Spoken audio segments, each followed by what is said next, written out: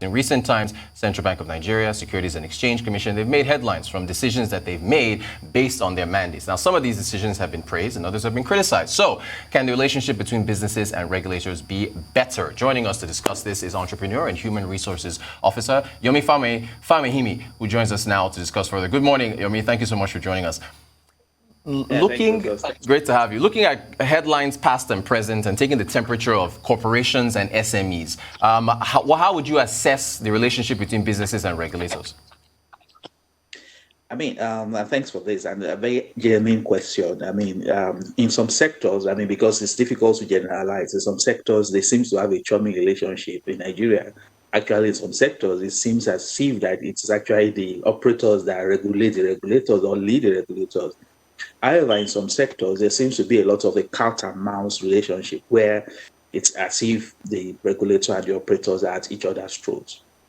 While in some sectors, and perhaps those are the ones that have made news in recent times, it seems as if there is really no structured relationship, in the sense that there's no structured engagement, there's no structured relationship management tools, skills, platforms between the operators and the regulators. So you have those three regimes in Nigeria, but on the sum total, we can say that the regulators in Nigeria don't have a business sense as expected of regulators. Thank you for that. Do you think regulators in Nigeria have effectively communicated their intentions and justifications based on existing law for the actions that they've, taken to keep businesses accountable?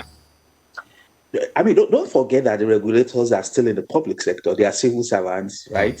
So if the civil service is poor, the regulators will be poor. It's not because it's not because they are regulators. It's just because everything that happens in the civil service will also characterize the nature of the regulators you have. Secondly, it's also important to remember that many of the laws that set up most of these regulatory institutions create expectations for some form of formal engagement. But if you also remember that in Nigeria, public engagement, public involvement in policy making, in reviews, is very weak, either for your elected politician or otherwise. So you will also expect that to happen to regulators. So the regulator is not necessarily a bad or a good person. It's just because of the fact that he has found himself in a situation where one is a civil servant affected by the bureaucracy and the negative effect of the civil service. At the same time, he's also learning from the politicians who can do things without engaging people effectively. So those two things influence him. So culturally, he sees himself as an all-powerful, all-knowing, all with intense ability to do anything. And when there are no consequences, they can just get away with anything. Thanks for that. You mentioned culture. Do regulators in Nigeria follow international best practice, or is there a cultural element, as you just mentioned now, to how they should be interacted with? That's a funny question. Does Nigeria as a country follow international best practice? I don't think we should. These guys are a subset of Nigeria. They're a subset of Nigeria. And of course, in many cases, they don't follow international best practice. And it's across the board. I was reviewing with a couple of people a regulator of a province in Canada that was planning to change the curriculum of the elementary school. And they sent it to everybody in the world. They put it on social media for you to contribute on how to change the curriculum of the school of a province you have not been before. That's best practice. But for us in Nigeria, because of the fact that we follow best practice when it's in the interest of the civil service or in the public sector. When it's not, we don't. So I would not say so. However, we must also say that some have also shown some elements of progressive policies. If you want to, for example, mention names, like on average, the Nigerian communication has been a bit effective under a particular CEO. Again, one of the things we also need to remember is that some of the regulators take the character of the CEO. So where the character is engaging, is modern, is progressive, you see it going that way. But when it's such that the person's mindset is a little bit in the 1980s or maybe 1800s, then you see the manifestation in the way the regulations go. Thank you for that. Nigeria's tech space been in the news, and its marriage with financial services. A number of players in the tech sector have complained that regulators just don't understand them. How do you see it? One of the biggest challenges of the tech sector generally and in the whole world is that the folks in the tech sector seems to have a tendency to have this messiah concept about anything.